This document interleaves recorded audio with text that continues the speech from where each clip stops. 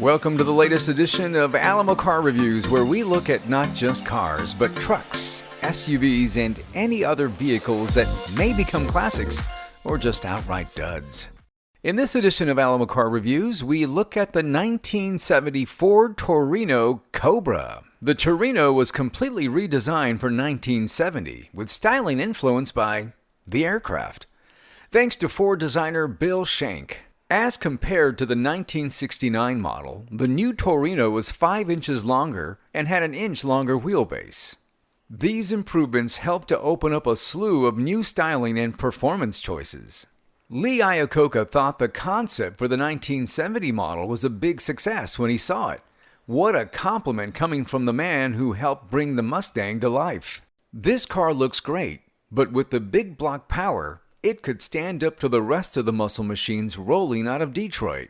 Let's be real, the Mustang was the hot car in Ford's lineup since it was introduced in 1964, and for that reason, the Torino didn't get as much love. No respect, as the comic Rodney Dangerfield would say. However, its luck seemed to change in 1970 when the Torino became its own model and cut ties to the Fairlane name. Shaped by the wind and the new shape of muscle for 1970 were advertising campaign slogans used to promote the redesigned Torino.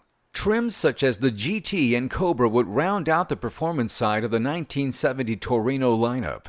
When it comes to performance and styling, the Torino Cobra looked fast even when parked. Most performance seekers would agree the new Coke model design was an improvement over the Torino's previous boxy exterior.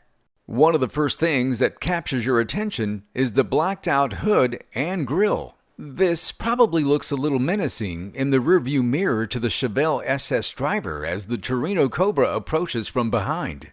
An aspect that adds to the clean look is how the bumpers are mounted flush to the body. Another popular styling trend this year, adding to the clean appearance of the Torino, was the concealed windshield wipers. Options such as Magnum 500 rims and rear window louvers could also be ordered to give the car a little more flair. Inside, the Cobra could be equipped with amenities such as tachometer, center console with a Hurst shifter, and high back bucket seats. Buyers could also add power windows, an AM/FM radio, and dual racing mirrors to complete their car. Coiled and ready to strike, that's a good way to describe the 1970 Ford Torino Cobra. With its 429 cubic inch V8 spewing 360 horsepower, the Cobra had enough venom to keep the GTO and Charger within striking distance. A 4-speed manual with a Hurst shifter was the gearbox of choice for the Torino Cobra. Now here's where things start to get a little interesting, as is muscle car enthusiast agreed that the Torino Cobra was a great muscle car. The Ford Motor Company could have built the car as it was and called it a day, but they didn't. For drivers wanting something a little extra, the optional Cobra Jet 429 Ram Air V8 with a drag pack was available.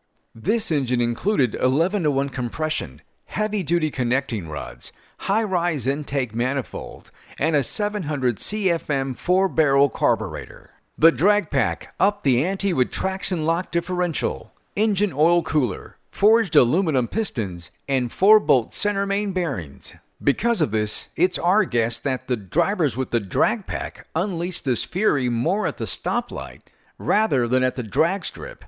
Performance-wise, the Torino Cobra was no dog sled. In their February 1970 issue, Motor Trend put a Torino Cobra equipped with a 429 Super Cobra jet engine, 4-speed, and a 3.91-to-1 gearing through its paces. They were able to squeeze 5.8 seconds from 0 to 60 and 13.99 seconds in the quarter mile with a speed of 101 miles per hour. This was more than enough power to keep the 1970 Pontiac GTO 455 at bay. In fact, the Cobra beat the GOAT from 0 to 60 by 1.2 seconds and in the quarter mile by a second. Talk about needle in a haystack. There was one rare Ford Torino dubbed the Type NW. These special Torinos were built specifically for the Northwest region of the United States. These limited production Torinos were decked out in Pacific blue, Oregon orange, and Washington green, and featured black hoods, rocker panel stripes, and Argent-style wheels. 601 were planned for production, but only 395 were actually built. Long gone is the popularity of the full-size performance coupe. Why? Anyone's guess, but we still hope for a comeback one of these days.